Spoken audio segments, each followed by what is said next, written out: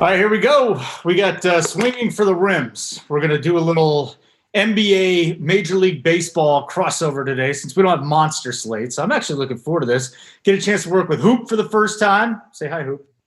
Hello. Oh, wonderful. That wasn't awkward. Mangone, how are you, buddy? Good to see you again. We work every day. I'm Holden and run Pure Sports. We got a big DFS slate lined up. I just love these day games. Don't you guys love day games? Like, I know it sucked being locked in the house with no sports for so many months, but now you wake up at right when you wake up, there's sports on all the way through the middle of the night. It's wonderful. I love it. Yeah, I mean, I'm enjoying it for sure. I do, I look back and do miss a little bit of the LOL grinding days of staying up till 5 a.m. watching League of Legends, Korean baseball. Those were the days, right? But happy to put those behind me and just watch some, basketball on my TV, be able to watch, Luka, Dame Lillard, definitely more of a fun time than the times we were in before. Hey, Hoop, so we're looking at it here, and I want to get your general thoughts on the NBA slate. Is this a day where you're just going cheap at center? Is that the build? Is the contrarian build the other way? Overall, general thoughts on the NBA slate, Hoop? Yeah, so I mean, it's pretty clear what the correct path is today. I mean, you want to target the guys in those games that have something to play for. And that's been tough lately because it's kind of been spread out. Well, today we get basically all four of the teams that have a shot in the Western Conference to make the playoffs playing on the main slate. So it makes it very exciting. I kind of like what DraftKings did. DraftKings went ahead and just bumped all those guys up quite a bit, like Dame Lillard's 11-2, Morant's, I think, 9K, Booker's like 10K. So they got out ahead of it. Like on FanDuel, it's just easy to play those guys, and they're going to be super popular. You just plug them in. But on DraftKings, it's a little bit tougher. You're not going to be able to get all three of those, studs, the guys we consider studs on this slate. But we do have a ton of value, and we're going to have more value throughout the day, obviously. So it's going to be easy to play probably at least two of them.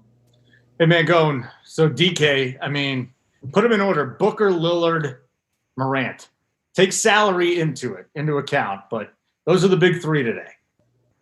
So, you're right. Those are the big three. It's tough. I would say it's Lillard. Lillard it's probably Booker if you're going like salary. Booker's probably the one you jam him in. Then it's like Lillard 2.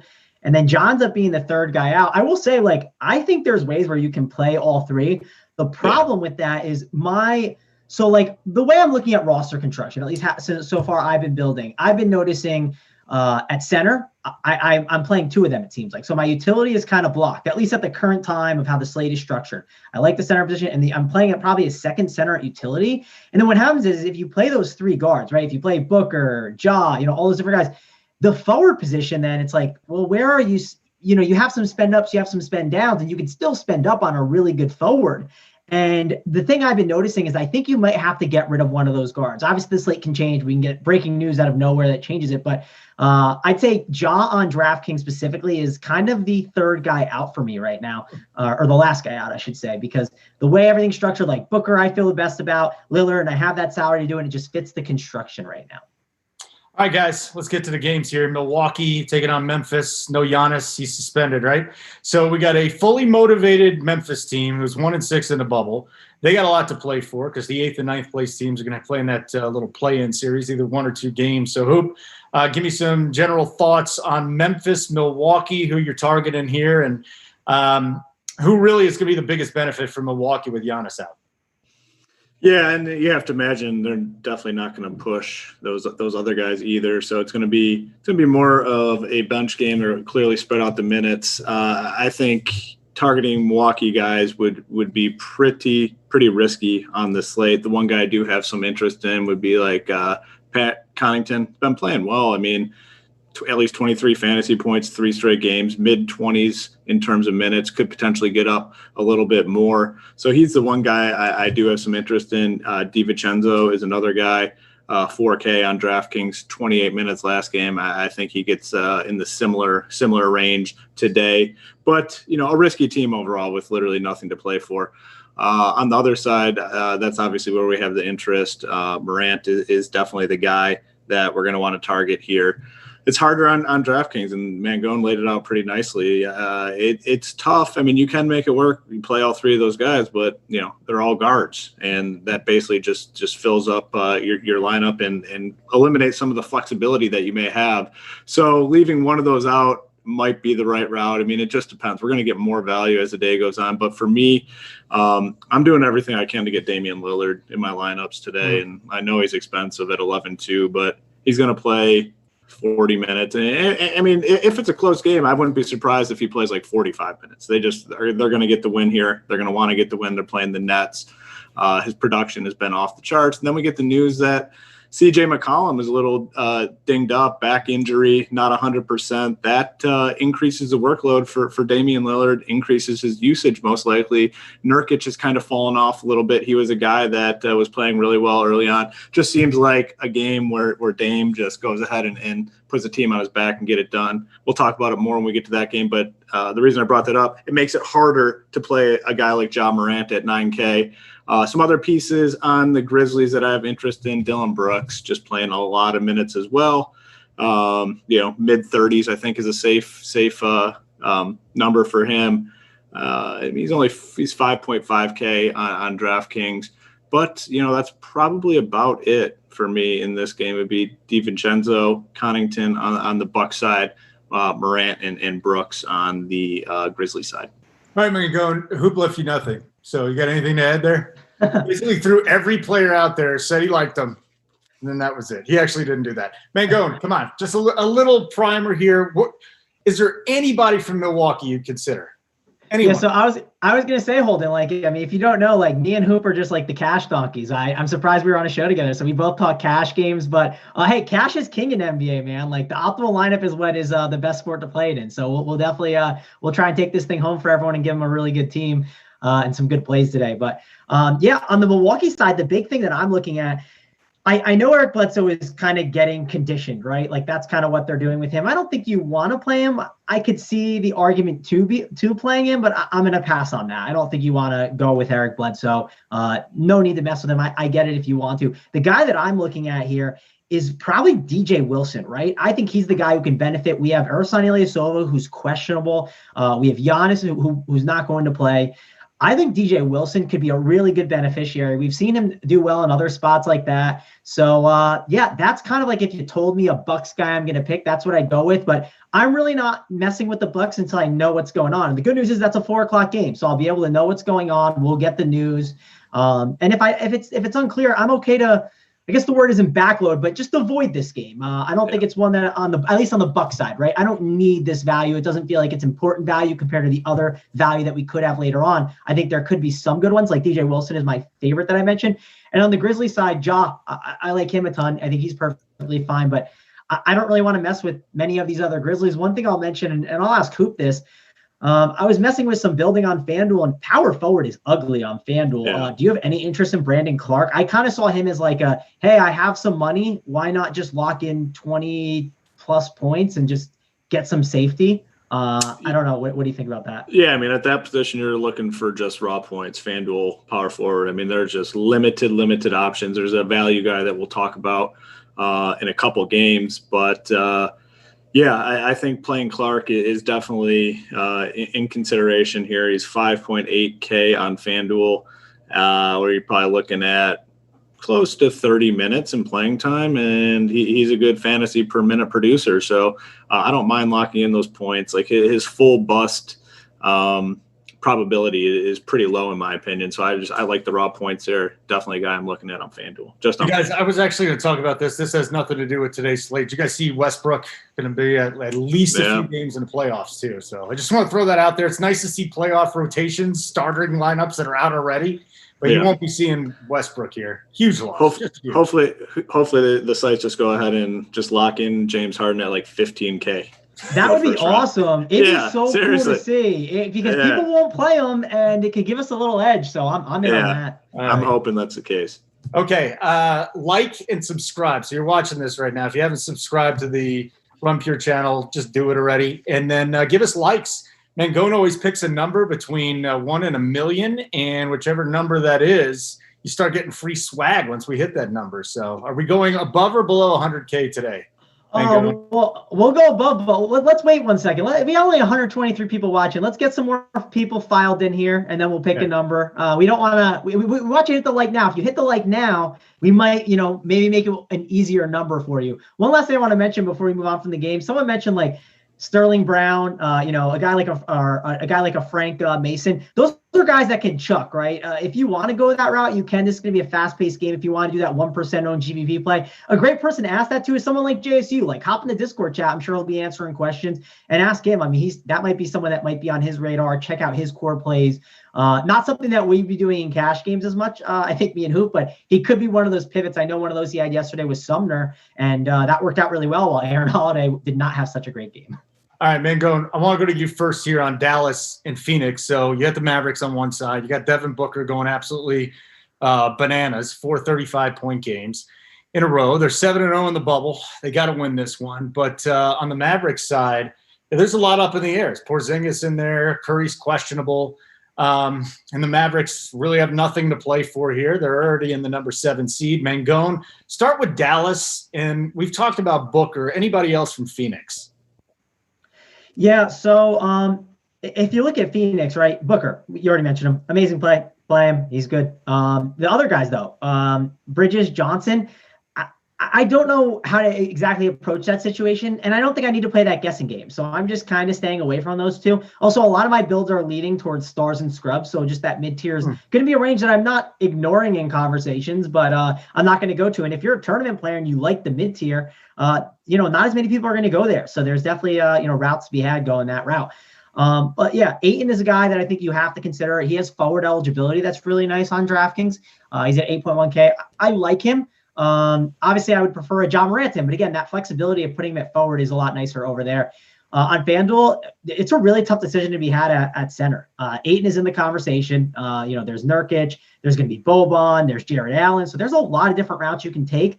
I don't know exactly what I'm doing with Ayton yet. That's the one thing I'm trying to figure out. I will say Boban's a guy, like, I feel like I just want to jam my lineups. If you tell me the dude's going to play 20 to 25 minutes, how do I ignore him? He's such a great fantasy producer. Sure, he can get beat up by a guy like Ayton. And, people can make the arguments he's so bad defensively. It's like Dallas doesn't care. When you have a game that doesn't matter, why wouldn't you just roll out Boban to have a good time, right? Like, Luka and him are great friends. They want to have fun and play together. They don't get to be able to play a ton, run some pick and rolls. It'll just be a good time. Dallas is just out there to have fun today and just not get hurt. That's basically it. So I'd like to get Hoop's perspective, though, on the whole Ayton Boban situation, because I think that's a decision point I'm struggling with on FanDuel and on DraftKings as well. Well, real quick, what I really want to know is, do you buy into the friendship narrative, Hoop? Because it's one that's really been going around the NBA lately. Are you there with Mangone? Yeah, certain situation. Like Boban, like I said last time, he's such a likable guy. Like people like him, and he's got all these funny social media posts and like him and Tobias Harris. Or the basketball players? Because I always talk about the players and the theory that Mangone just threw out there that the friendship is going to boost production. Well, Mangone too. We'll throw Mangone in there. All right, he asked you a question, so get into the Mavs and Phoenix. Yeah, so definitely in play. But the problem is, if you do go to Boban, it's kind of forcing you to spend up somewhere else. It might force you, like, you already have to go cheap at small forward. Like, we just don't have small forward options. You have to go cheap there. You have to go cheap at power forward because all the expensive guys are kind of out. Talking just FanDuel, obviously, here. So it just comes down to roster construction. Once we get a little bit more of this news, the path will be clear. But on FanDuel, you got Lillard, you got Morant, you got Booker. Like, you're definitely going to play those three guys. They're just locks, way too cheap for what we're going to get from them today. So it comes down to roster construction. For me, yeah, it's going to probably end up being a guy like Boban at center, or probably a guy like Ayton, who has a good price at 7.3. So, I mean, this is, an interesting game, and I think it's pretty clear cut, though. I mean, on the Dallas side, you're definitely not trusting Luka here if he does end up playing. I mean, we still have a couple hours. You're definitely not playing him. Boban's kind of the only guy I think I'm looking at, unless we get some more some more news about guys resting or sitting out. And then on the Phoenix side, I think I agree with what Mangone said. It's like Booker and Ayton. The small forward options, Bridges, Johnson, guys I want to consider, but I don't think I'm going to do it on DraftKings. I think they're in play on FanDuel because you have to play two small forwards, and just at first look, it's a pretty weak position. Bridges is 5K there. Cam Johnson is 4.9K. So guys to consider on FanDuel, guys to fade, I think, on DK. Bridges over or under 1.5 threes today? Oh man, I'll say he's looked a lot better. I'll say over. What do you got? I'll say over. Yeah. Ooh, all right. Got a couple over guys here. I like that. Spurs Jazz. So must win for the Spurs. 22-year playoff streak on the line. They're going to be playing tough. Keldon Johnson's an interesting name here. But Mangone, we'll start with the Spurs. I want you to get to the Jazz. I don't really have a good handle on whether or not you're going to stuff a lot of Jazz players in there today, but definitely start with the Spurs. Yeah, so on the Spurs side, like I talked about, if you like a mid-tier build, like this is a candidate that I think you put in the conversation. Is it DeJounte Murray? I think he can be definitely in the conversation. The one where I have is Derek White is back. I know he's had a knee and he was playing such great basketball before. It was really frustrating to have that injury happen to him. But I wouldn't be messing with him because, again, who knows what they're doing with him. They might, just only play him a little bit. They obviously don't want to push him for 40 minutes. I think after the injury, I would lean to Murray. I think that's the guy that they'll end up leaning on a bit. I wouldn't hate DeRozan, but he is a little pricey for my liking. I think Keldon Johnson is an intriguing, cheaper option if you want to take a tournament shot. But I'm not overexposing myself too much to the Spurs. Again, they just don't really fit my stars and scrubs build. If you want, like I said, Murray, I think he does fit. If you need a mid-tier guy, he's one of the better guys that go to. If you look on the Jazz side too, this is where I'm torn. Like Emmanuel Mudiay is a pretty good option here, I think, at his price tag. If you look at Mudiay, I know that Donovan Mitchell is there. That's obviously one of the concerns, but there's no Conley, there's no Gobert. Who knows how much he'll even play? A guy like Donovan Mitchell, he might just play the first half and then be out of the game. But Mudiay played 26 minutes the last game, 27, and was pretty solid. And again, he holds one of those guard spots. It just depends how much you value that guard position and what you want to do with it. So I think Mudiay is in play in a cash game and in a tournament.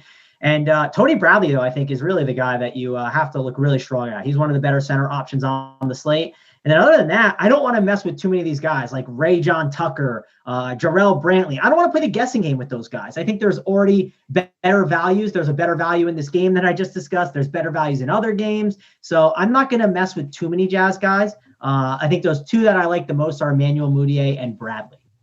Hey, Hoop, just real quick before we get to your thoughts from that game. And we just heard Mangone say stars and scrubs today. I can't remember whether or not I got into actual, directions where you're going. Stars and scrubs. I mean, cash stars and scrubs. Is that what we're talking about in this type of slate? Yeah, I mean, I think that's the direction you want to go. We're going to have some really good value, and we have the spend ups that we've already, for the most part, we've talked about the best spend up. So that's the direction I think you want to be looking today. I agree with Mangone's take on the Utah stuff. It's Bradley, it's Moody, and one other guy I'll throw in the mix is I'm not 100% sure how you pronounce this, but Oni, O-N-I. Played 27 minutes last game. He's minimum priced on this slate as well. Didn't perform all that well in those 27 minutes, but he's a better fantasy producer than that. So I'll be giving him a look. And then on the Spurs side, I'm a tad bit higher, I think. Like Derek White, he was on pace to play his normal minutes until that game went into a blowout. He's only 5.9K. Production was through the roof prior to that injury, and he's like $600 cheaper than Murray. So I'm going to give White a little bit of a look here if he fits. It's not a building block because, like we talked about, we like stars and scrubs, so it's not a building block type play. But if I have 5.9 left, I think he's definitely a guy I'd feel comfortable rolling out. DeMar DeRozan didn't get the big bump that some of these other guys got, like Morant and Lillard and Devin Booker. He's 8.1K, a very reasonable price tag for him. If I can't get up to Morant, I'd be totally fine plugging in DeRozan. They're going to be playing hard here. They want to win. They want to keep that streak going. He's been playing solid basketball. Minutes got cut short last game because of that blowout with the Rockets, but I'd be totally fine going back to him. And he's got a better price on FanDuel where you have to play two shooting guards, 7.8K. So he's a strong play in my opinion on the slate. Mia Oni, Utah Jazz. There it is. Oni. Thank you. Oni, not Ani. Oni. I'll tell you this. I was gonna say, Holden. if you told me Hoop mentioned Mia Oni on this show, I would have told you were nuts. But so you didn't think it was happening today. I like minutes, buddy. You know me. If you pull up the game log, If you pull up the game log, you could have predicted that. Plus, yeah, you're right. On DraftKings right there. That's what it was.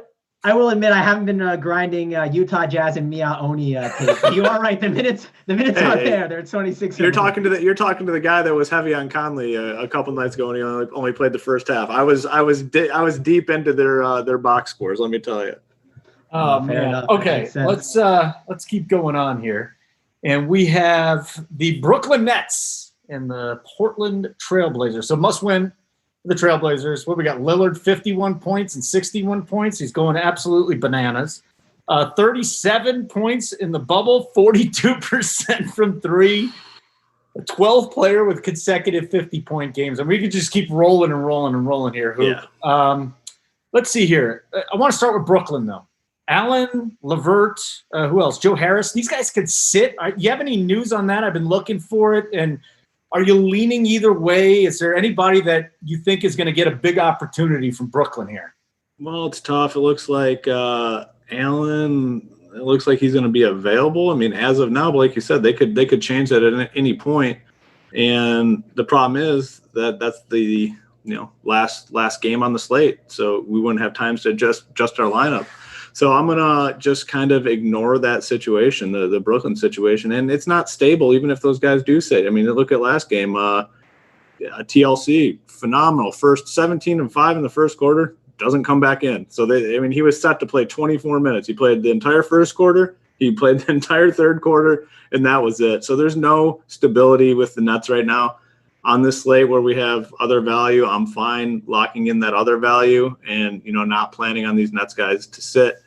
I mean, the big thing from this game, it's very clear. I mean, it's Damian Lillard. You read off the stats. They're absolutely phenomenal in this bubble. Talked about it earlier. CJ McCollum's a little dinged up. Nurkic has not been playing as well. He's doing everything for this team. Well, him and one other guy. Carmelo's been playing well, too. Carmelo's actually been playing really well, and he's someone I have interest in. But, the headliner of the slate is Damian Lillard. DraftKings got his price up there at 11-2. The hope is in tournaments, people don't want to pay 11-2. That's probably the highest price tag he's ever had. I'm glad DraftKings did it. I'm going to be doing everything in my power to get Lillard in there today. Just I'll take those raw points.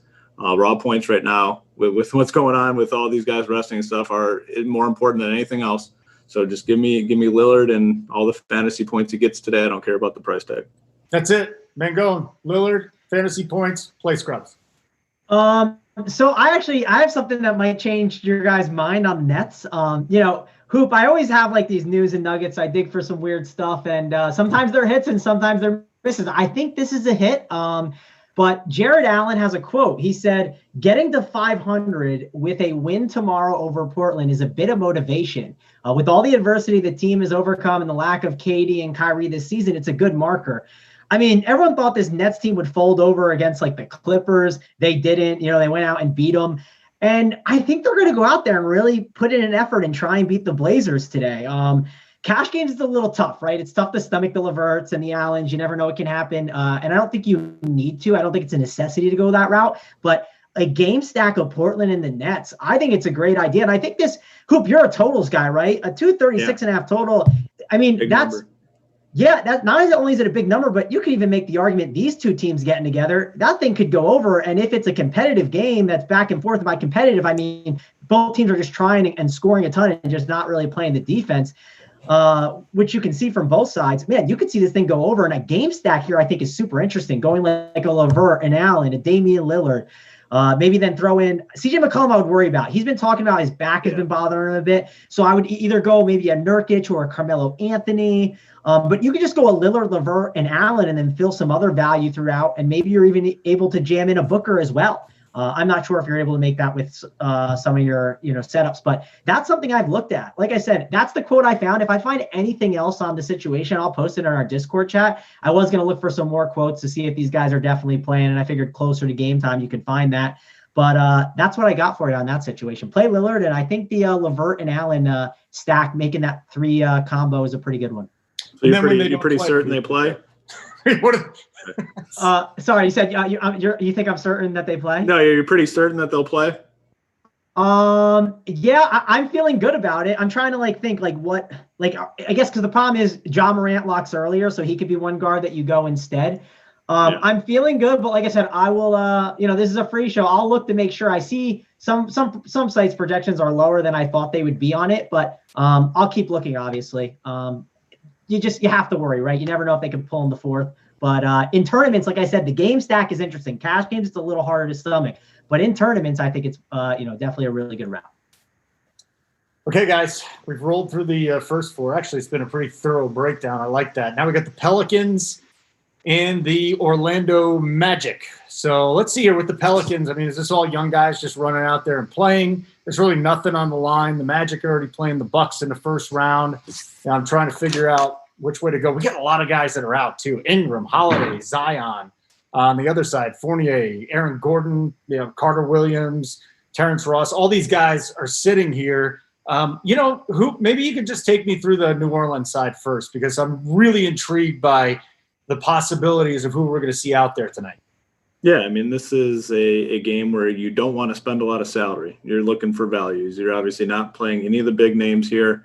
It's the cheap guys. So the Pelicans, no Holiday, no Ingram, no Zion for sure. Josh Hart is questionable, and he played 30 minutes last game. So that questionable tag that's a big questionable tag. So if he doesn't play, there's a lot of minutes to go around. Alexander Walker would be the first guy I have interest in. I have interest in him either way, but if Hart's out, I think he's a guy that I definitely want to play. I mean, he played 25 minutes last game, 9.6 assists, a block, a steal. He's kind of Swiss Army knife type guy, does a little bit of everything on the court. He's had some big fantasy games when players are out. Melly, he played 25 minutes, did absolutely nothing. I mean, five points, 4 rebounds. He's better than that. I think he has a much better game here. I am fine going back to him. Definitely on FanDuel with him. He's only 3.7 upper threes, I believe. Maybe Mangone can check that for me when it's his turn to talk. He can adjust that if it's wrong, but I think 3.7 or 3.9. Power forward stinks. I'm fine just kind of playing him there in his mid to upper 20s minutes. JJ Redick's popping in some spots, but he's a rotation player for them. Older type player. He's been in the league for a while. I don't see them pushing him. I mean, he's played 32 minutes the last 2 games. I just don't think he does that tonight. So, yeah, for me, it's Melly. It's Alexander Walker. I think you can take a look at even Jackson Hayes, 22 minutes last game. He's only 3.6K. Problem with him is he's center eligible. And Mangone and I have talked a lot about the centers, the cheap centers that we like, Boban and Tony Bradley. So it makes it tough to play a guy like him. But it's going to be Alexander Walker and Melly, probably my 2 favorite guys for the Pelicans here. So you're going to look for some scrubs there, Mangone. Let's go. Dig them up. Yeah, so I think you mentioned, was the scrub Kem Birch? Was that the one you were talking about there, or was it Melly? I just went just Melly. I just went just Pelican side. Oh, okay. Yeah, so Melly is the guy you were mentioning. I'm torn on what to do with him, right? Because he's 3.7. It's a good price. But, I don't know. His last game he played 25 minutes. He didn't do a ton. But, if he plays 25 minutes, he should normally get there, right? I don't want to be results-oriented, but 25 minutes at that price and in that situation makes sense. They're playing Lonzo Ball, right? They're playing that whole space the floor out. Melly makes sense to play minutes next to Hayes. So I think his minutes are secure. It's not like you're going to roll a Jackson Hayes and Jahlil Okafor team out there at the 5 and the 4. So Melly will get the run. I don't mind going back to him, but I'm just a little nervous. I think Kem Birch on the other side is a way better power forward that I'd rather go to. But again, you can obviously play both combos. We talked about DJ Wilson earlier as a power forward that you can go instead of a Melly. But Melly's definitely in play. I'm not messing with Alonzo Ball. A lot of these guys like Hart, Moore, I don't love. I think Hayes is a really good center pivot if you want to pivot off of a Boban or a Bradley. I think Hayes is a guy to definitely consider. You could see him get some decent run, even Jahlil Okafor.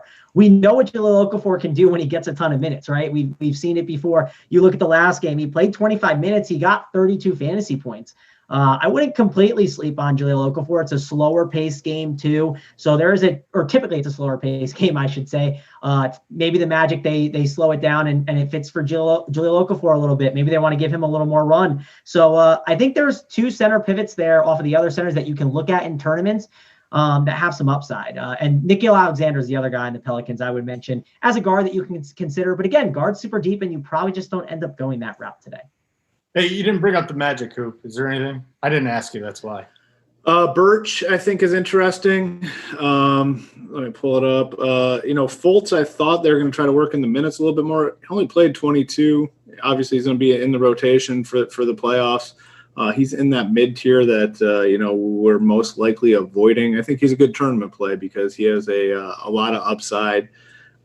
Ennis has been playing pretty well. I mean, but the minutes, again, 24, 23. Like, if I'm going to pay 4 or 5 for Ennis, I want more minutes because he's a guy that, needs those scrappy type fantasy points. Birch, I think, is the one guy that I have the most interest in. Got 27 minutes last game, 30 fantasy points. I definitely have some interest in him. Last dude to mention is Wes Iwundo. I've been getting minutes, 26, 30. I think probably the same tonight. He's 3.8K. And nice on DraftKings because he's guard and forward eligible, so it allows for some more flexibility in your lineups. All right, just to recap, whatever Hoop said was right, and then Mangone is paying up at center and fading Lillard, Morant, and you're probably going to throw a little Zion in there too, right? I mean, he could come off the bench. Yeah, he could. No, I hear you, Mangone. This is great. You guys are terrific. We did the NBA. Seriously, real quick, any final thoughts, or you just want to move on to baseball? Baseball it is. Well, real quick, one guy I'll mention that maybe, I don't know if Hoop said his name, but listen, some of these Magic guys at the bottom might get some run, like the Melvin Fraziers, the BJ Johnsons, like they really just might sit everyone. So if you're backloading your lineups, consider them. I wouldn't say they're just guys to completely ignore. So that's about it. Ken Birch too, like Hoop said. But yeah, let's go on to the baseball because real quick, how much is that guy on DraftKings today? How much is MJ? 37,000? Yeah. Jeez. That's Hoop's guy. Hoop, you're an MJ guy, right? Whenever you argue with Tony, you're MJ over LBJ all day. I'm smart and I'm always on the right argument. Yeah, only like younger millennials think that LeBron is better. Like even Generation Z knows that Michael Jordan is the superior athlete and the greatest of his generation. I was going to say, I'm right here, Holden. There's no room for argument on this. One person is wrong. Look at this guy, Craig Elo. Min salary today. He's wonderful. He's terrific. So before we get to the baseball, YouTube, like and subscribe to our channel here. Mangone, I mean, we're halfway through the show already. Can we just come up with a number? We have 7,000 viewers. Can we just do like 100 likes? 200. Yeah, so we're at 69, so it's workbench season right now. We just hit 70. Don't say what I know you're going to say. Just so let's go with 167 watching. We got 30 minutes. Let's go for 115. I know it's 115. It's gonna be some work, but we want to make the people work to get this swag. Big T going to FedEx. It's not a task he likes to do, but we want to make sure people get the free swag. Just let me teach you something about real quick. It's all about perception. If you say something, it's true. So let's just go with the 7K. We'll talk about 115 and we'll be good. Let's get to baseball, people. This is completely opposite what we talked about yesterday, Mangone. There's no pitching yesterday. Now it's all we got at the top, right? We only got 5 games on the main slate. We got Glasnow, Paddock, Arias, and Darvish. When that's at the top, I think DeSclafani is going today too. So talk to me about pitching because we didn't have any yesterday. Yeah, I mean, baseball is definitely a rough slate. I'll say this, and I'm sure Hoop will agree. This is not a slate to really just fire cash games. Like feel okay to just maybe play a tournament or two, and you don't have to go crazy with cash games. At least that's what I'm thinking on this slate. But yeah, we'll break it down. There's 5 games. There's also some weather. You got to watch that Philly weather. That's one of the most important things to discuss on this slate. So check that out. But I think the top arm is Darvish on the entire slate. Against Milwaukee, it makes some sense. He's going to be the chalkiest option. If you're playing cash games, that's probably where I would go. I do like myself some Tyler Glasnow at the top against the Red Sox. You always worry about the Red Sox lineup, but man, are we really worried about them? Like they kind of suck. Like they're just not that good. So, and Glasnow, he is pretty good. You always worry about how limited he can be, but ultimately, I think the 2 best pitchers on this slate. They might be Darvish and they might be Glass now. I love Paddock. He's a really good pitcher, but the matchup's tough against the Dodgers. So that kind of breaks down the top end. I'd say my two favorite guys might be Darvish and Glass now. Yeah, I'm not worried about Paddock, tell you the truth. And, we saw the Dodgers get going a little bit last night, but I'm not worried about Paddock at all. I just think he's so damn good. And you were talking about throwing in some cash in some tournaments. Maybe Paddock's the way to go. Hoop. So Milwaukee has that almost 24% K rate. Mangone says he's going Darvish. Like, how do you argue against that? You can't, right? I mean, that's yeah. I think Darvish is the top option on the slate for a couple of reasons. Yes, that's one of them. The high K rate. He's been pitching well, and you got a 10-mile-an-hour wind blowing in at Wrigley. Most stadiums, obviously, that's not a big deal, but here it's a much bigger deal. It's blowing straight in, so I think that gives him a little boost. I think it was already the top play. He gets that added. Definitely have a lot of interest. He's my favorite after him. Glass now, DeSclafani I have a little bit of interest in. If you're playing on DraftKings, I don't know if you have to do it because we don't have the offenses, that we want to really spend up for, but I'd be fine even punting it off. This Kyle Hart's only 5.1K. But you probably don't need to go there because, the Phillies top offense, and it looks like it might be tough to play the Phillies with this weather that is it's already there and it's going to last a little while. So for me, it's Darvish, it's Glass now, DeSclafani, Paddock in tournaments. I agree. Paddock just pitching really, really well. I don't think he's going to be high owned. People are going to see that matchup with the Dodgers and avoid it. Then the last guy, like I said, just punting off SP2 with Hart. It's interesting. Hey, Mangone, I don't want to leave you hanging here just because we disagree with you on Paddock. So let's talk about this a little bit because I think it's a pretty important decision that you're going to be making tonight, whether or not you want to run him out there. And, on one side, you got a guy that has an xFIP sitting around 4. If you go back to last year, the exit velocity, I'm not seeing too much that scares me there. You know what? There is some hard hit balls, 41, 42%, but in the K rate, he strikes out righties at a pretty nasty clip. And we know there's 1, 2, 3, 4, probably 5 guys in that Dodgers lineup. So really give me a little thought process as to Paddock not being on your list. I get it in tournaments, right? If he's going to be low owned against people are worried about the Dodgers, it makes sense. Cash games is just tougher to stomach, I think. Darvish, obviously, I think he's the one option. DeSclafani, he falls into the conversation of, he might not get all the Ks in the world, but he's super safe, right? He gets a Pirates lineup that you're not too scared of. So he's got, offers that type of safety for you. And then I guess I'm betting Glass now versus Paddock. And I feel like Glass now is a guy that has strikeout upside. He gets a Red Sox lineup that I'm not scared of. I will say the Red Sox, they have that humidor there now, and that, could boost the hitting it a little bit. But, wind is blowing in. Looks like it's going to blow in like 10 miles an hour. And I guess I'm just taking a stand on Glass now over Paddock. If you want to go with, Paddock in tournaments, I wouldn't argue against it. I think it's perfectly fine. Just cash games, it's a little bit tougher. And I don't know if you guys mentioned him. Arrieta would be a guy that would be on my radar, and I would love. I think he'd be a guy that I would play as my SP2. But I need to wait and watch for the weather. So I'll update the core plays for the cash game stuff, as we get closer to lock. Still haven't put in all of my core plays for that yet. But if Arrieta is going to be in like a clean game, I would prefer him very easily. But that's just the one thing you have to watch for today. I'm glad you brought him up because, he had 6 Ks in 6 innings in his last start. That was against Atlanta. And I think he gave up like 3 singles and maybe walked a batter. So I'm glad you brought Arrieta up. There's no reason to go below that. We're going Corbin Burns. We're not doing anything, are we? No, we're done.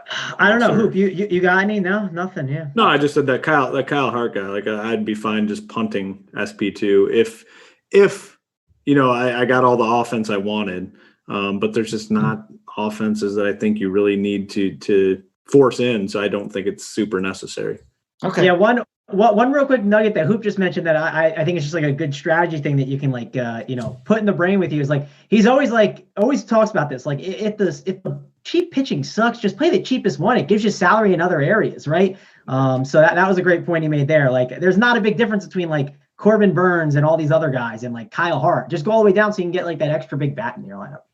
Yeah. All right, guys, we're going to get to the bats here in just a second. I want to remind everybody, all you got to do is hit the like button there. And one of you very lucky people will win some Run Pure swag, which I don't even have yet. It's absolutely amazing. You're going to have swag before I have swag. So hit the freaking like button. It's pretty easy. Offense. So here's an interesting thing. We were just talking about Arrieta, Hoop, Mangone. We were just talking about Arrieta. But, on the other side, there's also that bullpen there in Philadelphia, which is a complete just disaster. I personally think I had a little Orioles last night. The Orioles offense, if we look at just some splits here, I mean, Santander, Rio Ruiz, Renato Nunez, these guys that are sitting there from the left side today, I think might be something. Hoop, let's start with you on Baltimore. Thoughts on their matchup against Arrieta, and how much does that horrible bullpen factor into your decision-making on including them in any of your lineups? Yeah, and the first thing in this game, it's the weather game here, and it kind of stinks because there's a pitcher in play and there's an offense that I definitely like, and I'll talk about my thoughts on the Orioles as well. But the problem is it's already raining there. It's going to be raining for at least 2 to 3 hours after the game is supposed to start. I am skeptical about this game actually getting in. I just the report's not looking good.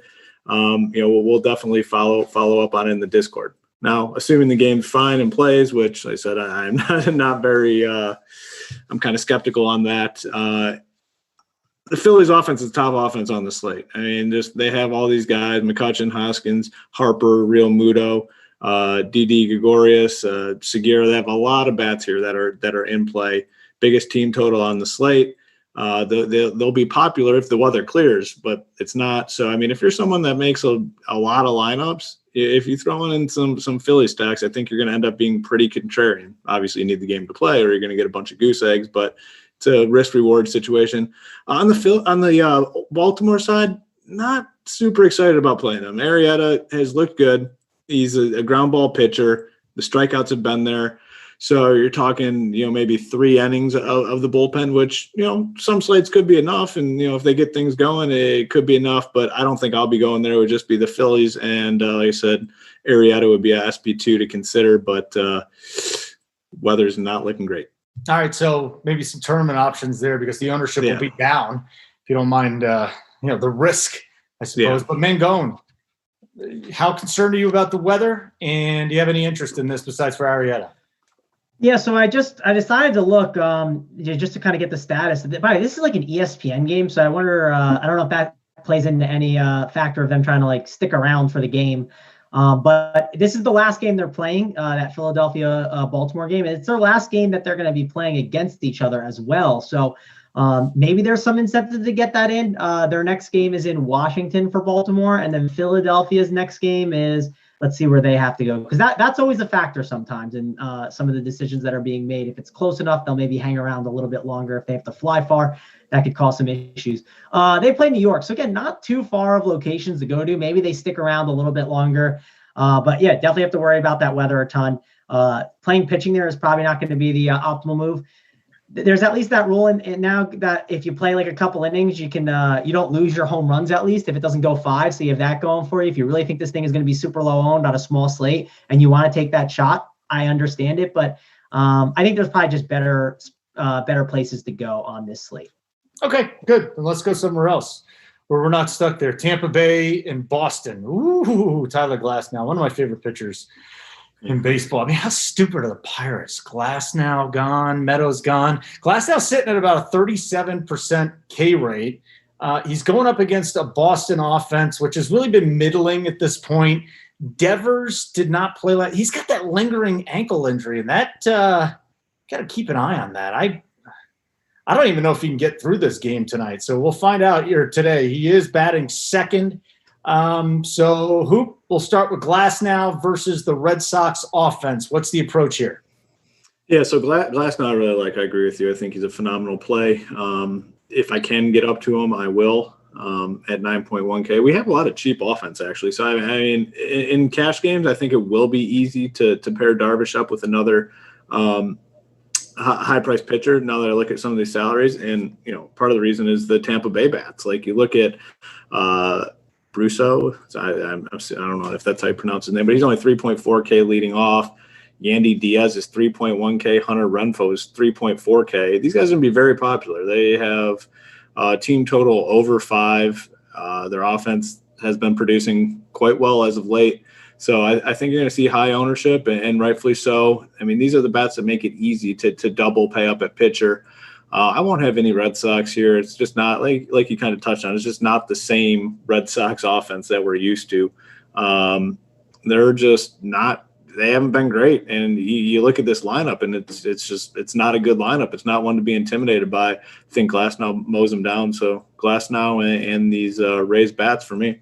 Hey, Mangone. So you got Brousseau, Martinez, Yandy, Renfroe. I'm just looking at guys with plus 240 ISOs out here. Everybody on the Rays, even Tsutsugo down there in the 8 spots. So the Rays bats, how popular are they? How much are you going to have in their lineup? Feel free to talk about the Boston side too, but I feel like, we're just kind of there on them. Yeah, so I'm with you on the Rays. Like, I love all these ISOs. I talked about it yesterday, Holden. I thought that they were all in really good spots. And I want to go back to the well here. I had a little that Yoshi dude. I had him in tournaments at like 2.4% on my main GPP team. And that was a nice home run I got yesterday. I was a little worried trying to roster him, but he's a nice little bat. And I might go back to the well with him in that 8-hole, right? That's a nice little way to get contrarian with your Rays stack. But at the top, Brousseau's a great cash game play. Diaz is super cheap. Renfroe, how can you not play him against a lefty? Lau can hit anyone. I'm not worried about him lefty or righty. So up and down this lineup, I think this is one of the better lineups to target today. And if you're going to play the Rays stack, don't be afraid to go with some of the bottom of the order guys. One thing that is a concern with the Rays too is they do like to pull their guys a ton. That could be one of an issue, like a huge issue. So check out the pinch hit risks and maybe take a guy, like I said, at the bottom of the order that isn't as much of a pinch hit risk. That might be a really sharp route to go on this slate. Very interesting. Okay. I think we're done with that. Guys, hit the like button. Ladies, hit the like button. I know it's not just guys in the room right now. Are we closing in on 80 likes yet? We're at 92. So we got 147 watching. We'll get there. And listen, the reason why they maybe we don't have the full 147 is you probably made a YouTube account. It's 2020, guys. You got to make a YouTube account, because if you got an account, that means you can subscribe to our channel. That way you get notified when we go live. And who doesn't want to miss out on some Big T, drinking some wine, Hoop, right? There's nothing better than watching him drinking some wine and talking some golf like last night. Yeah, it's when Big T's at his best. There's no doubt about that.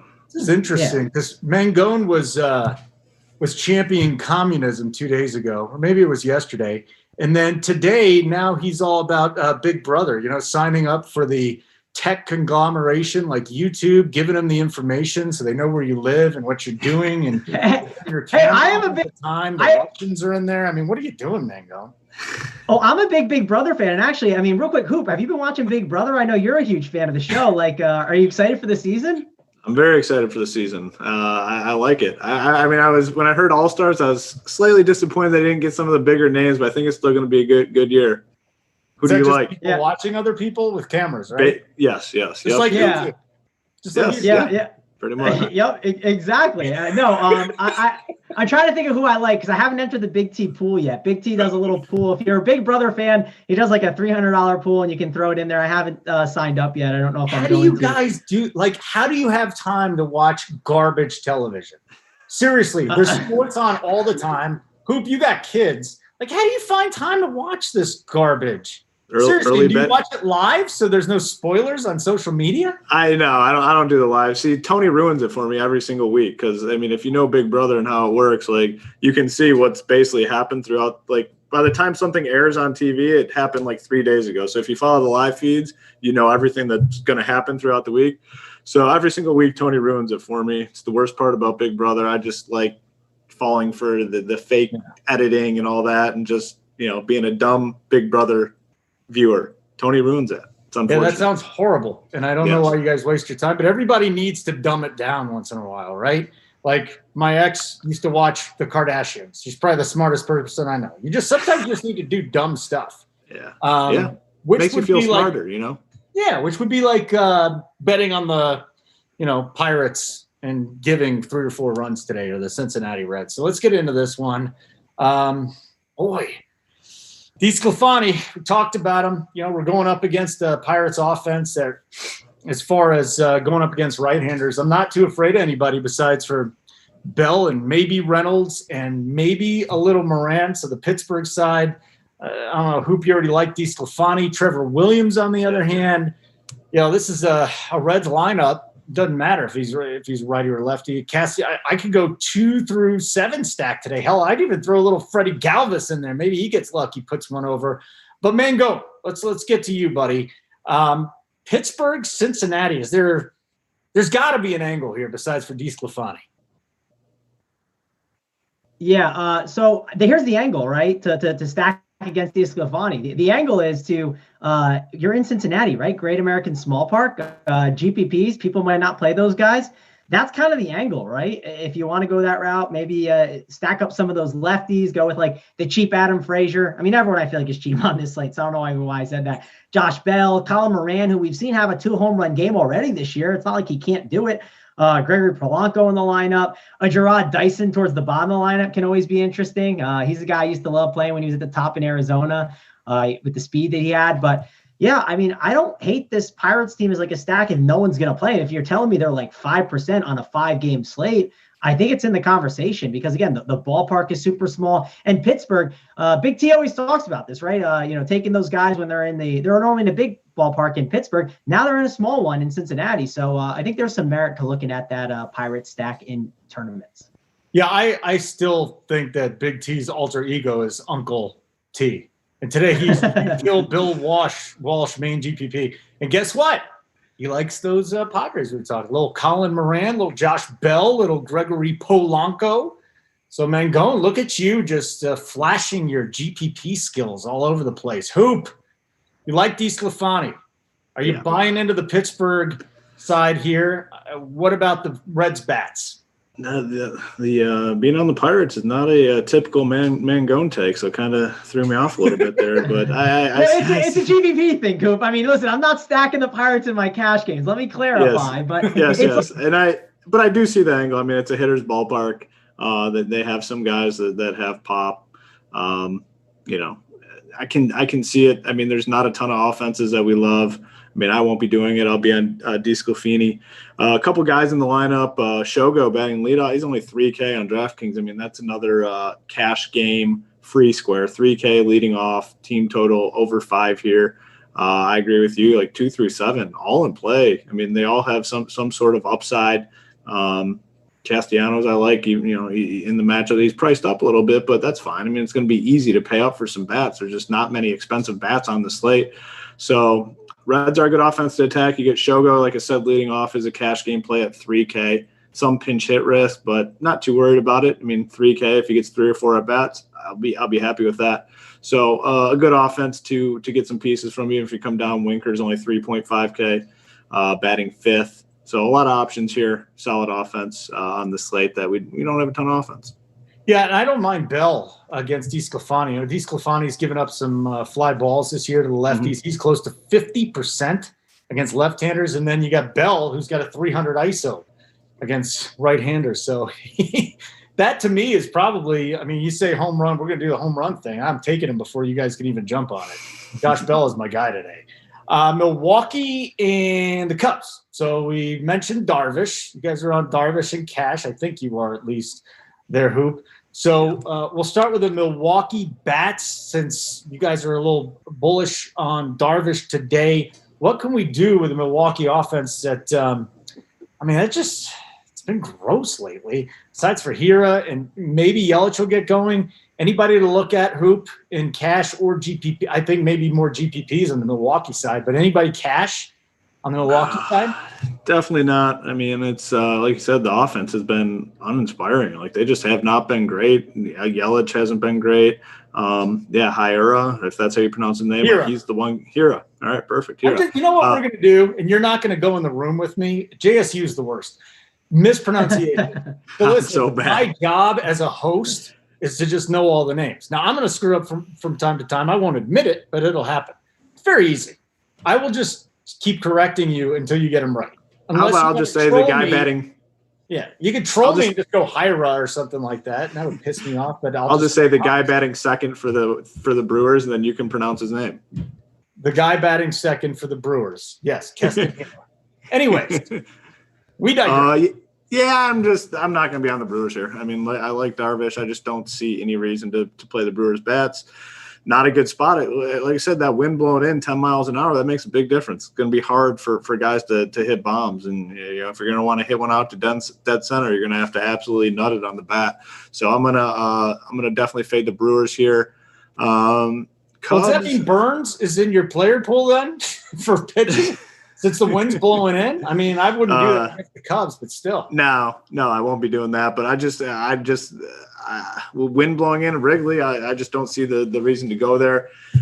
Even on the Cubs side, I mean, their team total is 4.8. I'm just maybe a couple pieces here and there if they're cheap, but they're kind of priced up where some of these other offenses are cheaper. So I'll probably be off the Cubs too. This game will just be Yu Darvish for me, and most likely nothing else. All right. So, Mangone, did we miss anybody here? Darvish is the guy. So how do you attack the Cubs offense with the wind blowing in? Yeah, I mean, you just play the pitching and that's it. You move on. I mean, you're going to get the cash donkey take right here from me too. I don't want to spend time on it then. Let's not waste time. I mean, if that's how you feel, great. So let's get into this Dodgers-Padres thing, Mangone, because I want to know your thoughts a little bit more on Paddock, who comes into this game against the Dodgers team that can absolutely smash you, but we have seen that they can be neutralized by really good pitching. On the other side, this San Diego team, their offense is just on fire. Machado's heating up.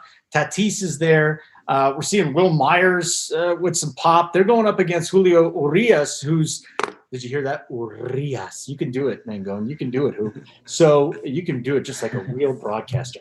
So Urias, the K rate's down this year. Mangone, just throw everything at me you got from this game. Let's see if it sticks to the wall. All right. Well, Julio Urias, there you go. Remember Urias, John Miller on like Sunday Night Baseball would be like, Urias, the San Francisco Giants. I don't remember that. I'm probably too young for it. So what do you mean? It was like 4 years ago. I don't know. 4 years ago. Mangone was like 15 4 years ago. It wasn't that long ago. All right, Mangone. Sorry for interrupting. So I'll say. If you say stupid things, I'm going to interrupt. That's fair. I was just taking a shot. All right. I was just trying to take a shot on that one, Holden, but trying to say I was too young. I missed it there. But Tatis, Machado, they've been crushing it, right?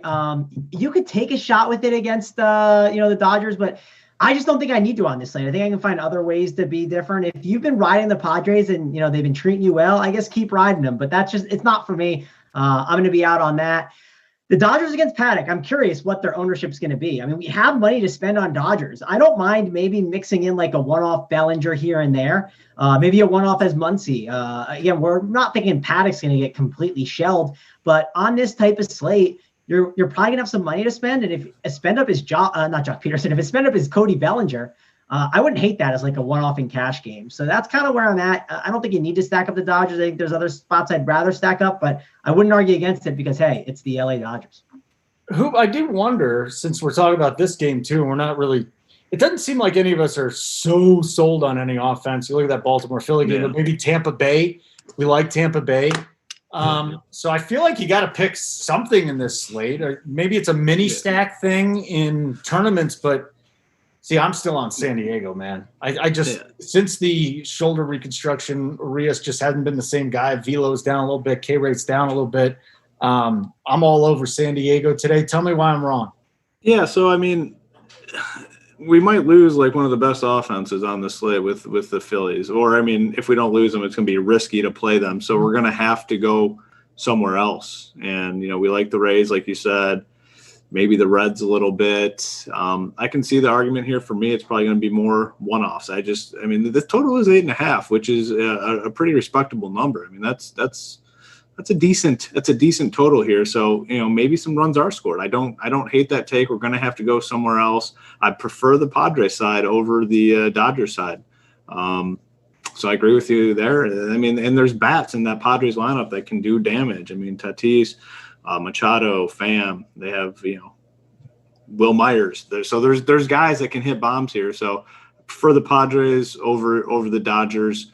And yeah, maybe a couple one-offs like Mangone to like Bellinger, Jock Peterson if he leads off, but not a ton on the Dodgers side for me.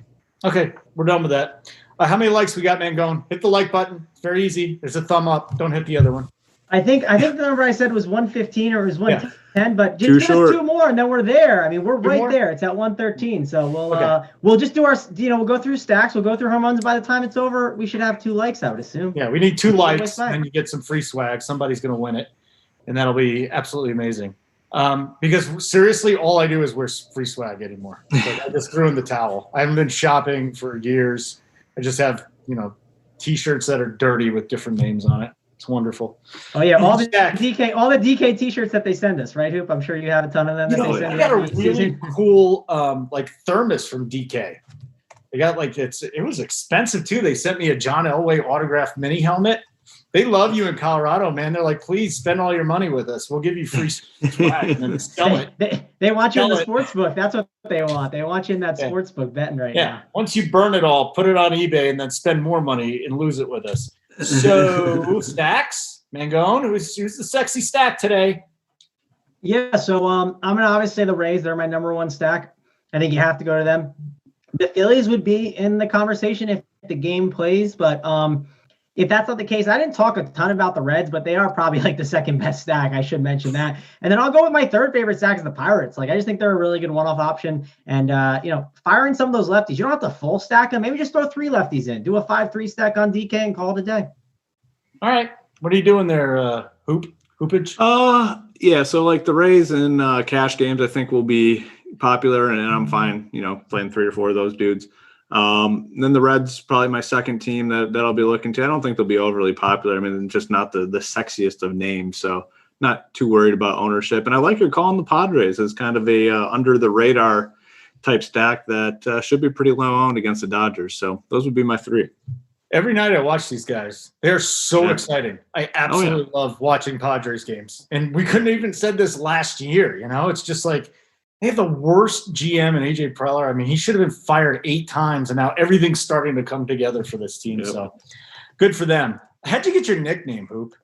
Oh, gosh. Really difficult one to figure out. Yeah, so, man, just typical situation,